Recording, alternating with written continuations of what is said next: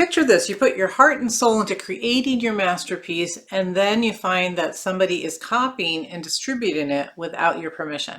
Today, we're going to talk about copyright. What is that? I've been talking a lot about in the previous videos about creativity and things like that, but today I want to talk about something practical. What is copyright and how does it protect you and your work? You have a story to tell, but you don't know where to start. Let me show you how to free your story. I teach you how to write and how to dig deep in your soul to release your story and make a difference in the world. Welcome to the Amante channel. Thank you for being here. So today let's talk about copyright. What is that? Now, when I first started writing, honestly, I didn't really think about copyright at all, or how it could help me, or if I needed it. It was only after I started sending my manuscripts out to publishers, and when my first book was published, and you have that little C right in the copyright on the title page of your book, and they asked, well, what name do you want on there? Do you want your pseudonym on there? What do you want? And I started thinking about what it means, right? What does copyright mean? How does it protect me? How does it protect my work? So that's what I want to go into a little bit today and share a little bit of what I know about copyright. So US copyright laws are great because they help you protect your work in this way. You get to decide who has access to it, who gets to copy it, who gets to distribute it, who gets to make derivative works out of your work. And so everything, so whether it's writing, whether it's music, whether it's art, whatever it is, you get to control how it's used by other people. You also get to decide how long they have access to your work. So you can say that they have a right to use your work for the next 6 months or for the next year. It doesn't mean that you're assigning your rights away forever. You don't have to. You sometimes you do, but you can also limit it, which is kind of nice. Now, copyright infringement and plagiarism are not the same thing. People confuse the two because it is similar. So with plagiarism, what someone is doing is they're taking your idea or a direct passage from your story or your work and then using it in their own story without giving the author any credit, and just basically making people think that it's their own work, it's their own that's their own creativity, that it's their own thoughts. And so obviously you can't do that. And so Nora Roberts famously sued a Brazilian author, Christiane, I can't remember her last name, but she took passages from Roberts' book, and one of her books, or multiple books, I don't know, and used them. And the Brazilian author said, well, wait, no, I had a copywriter, or I had a ghostwriter, and they must have done it. So that was a big thing. But what Robert said, she sued for, I think, $25,000, and demanded that these books be taken off the market because the author had plagiarized her novels. Now, interestingly, plagiarism is not a crime. It is an ethical violation, right, of someone's work. It's looked on very negatively, and authors legitimately can sue for that. Now, with copyright infringement, what's happening is that the person is taking those rights that belong to the creator of the work, and again, copying it, distributing it, selling it, right? So there's a blurred line there that sometimes is a little difficult to understand. But I'm going to read from the Copyright Alliance, and I'll also copy the link down there, so in case you want to read a little bit more about the difference between plagiarism and copyright infringement. But what they say is, like, plagiarism, so there's two examples, right? So plagiarism, this is plagiarism, but not copyright infringement. So it says a student copies a few sentences from a 20-page book illustrating and describing species of birds to use in an article on evolution submitted to her high school newspaper, but fails to produce a citation or footnote explaining that the information came from the book.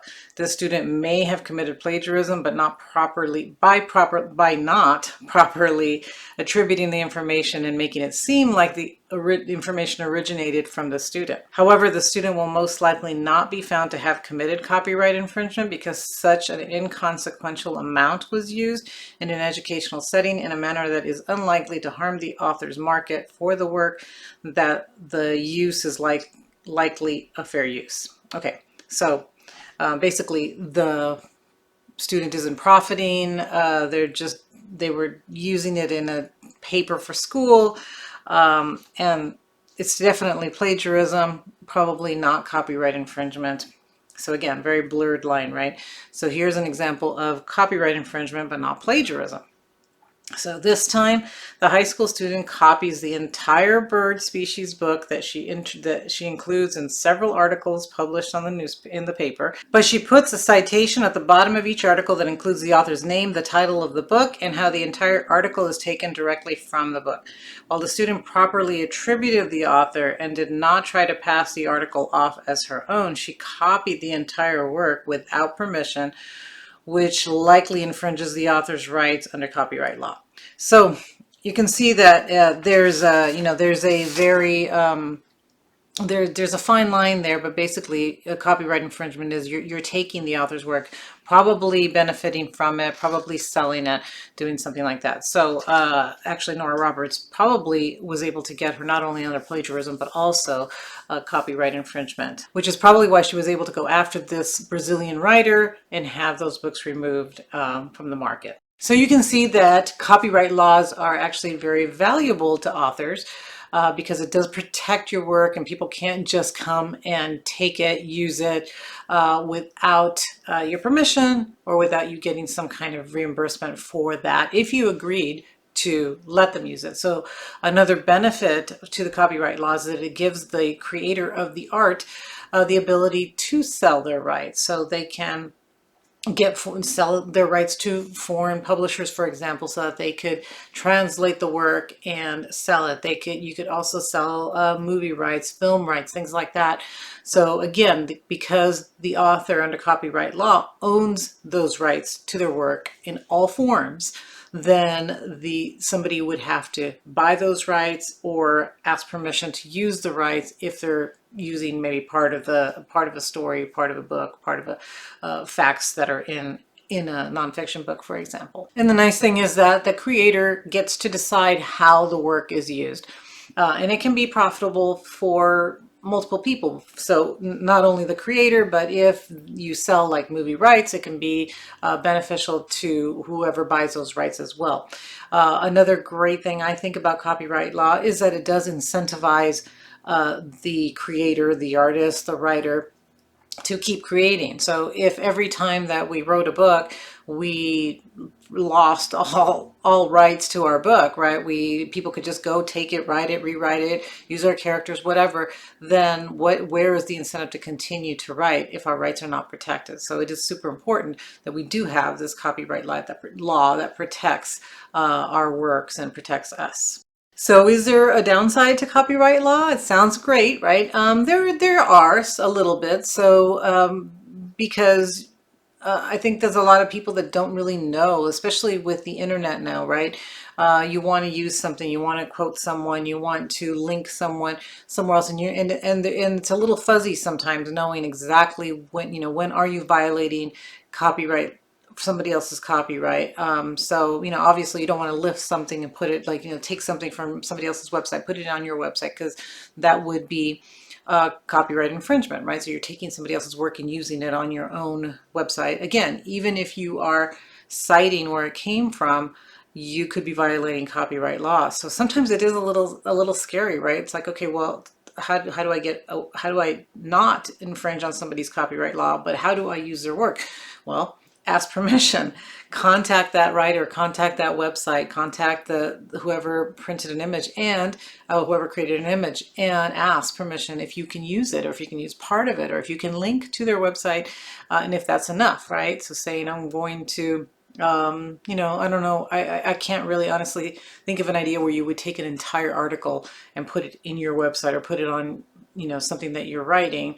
You might use part of it, or you might, usually you're okay quoting a few lines or quoting something, and then of course saying where it came from. So having that type of citation or the link to another site.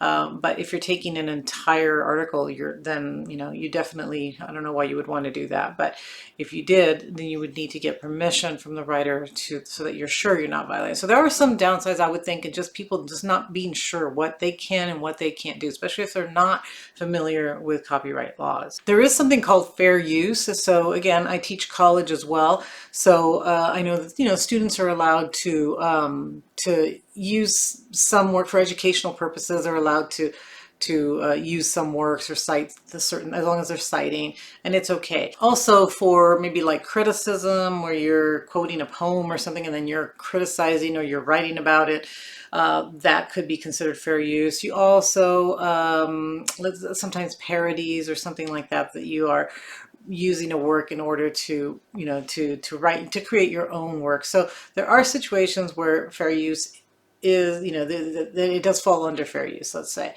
But I would say always, if you want to be safe, make sure that you're citing, make sure that you're linking to other places wherever you found the work.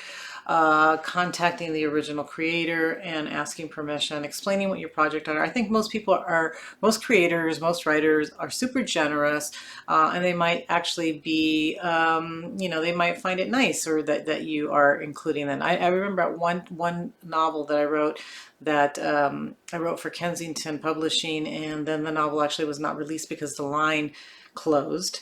But it was a sold novel. It was published. It wasn't published, but it was sold to Kensington.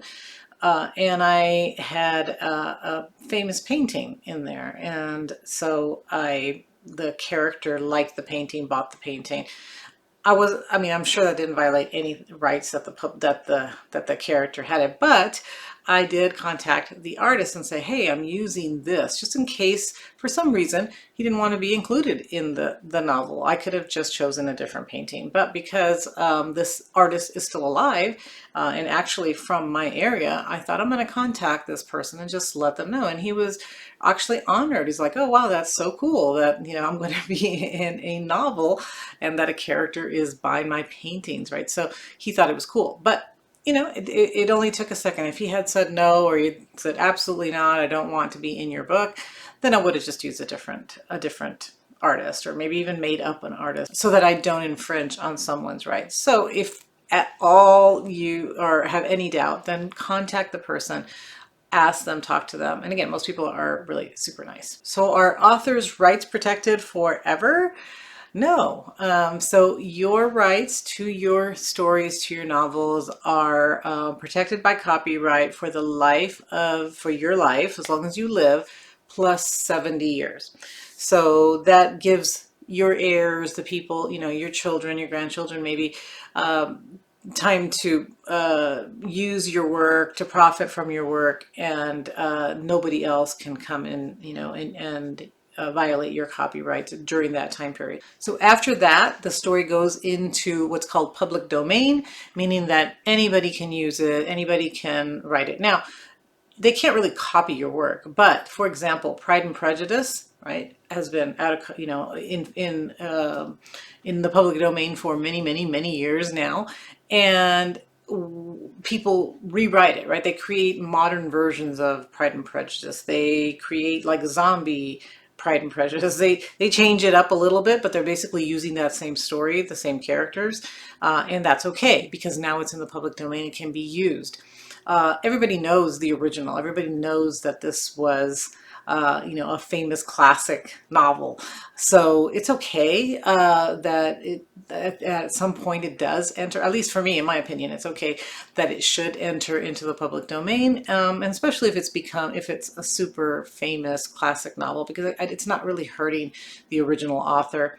The author is long gone, and also people become familiar with the work again. So if you'd never read the original Pride and Prejudice, maybe seeing a movie or seeing something, seeing that story in a different format might make you want to actually go and read the original. So to me, I think it's pretty cool that it stays with the author while the author is alive, and even 70 years after, because that gives the family time to enjoy that person's work, profit from it, whatever, right? So it seems fair that after 70 years that the person's been gone, now it enters and other people can also use the work. So copyright law, I think, is super important. There are protectors, there are guardian angels of our creative works and our creativity.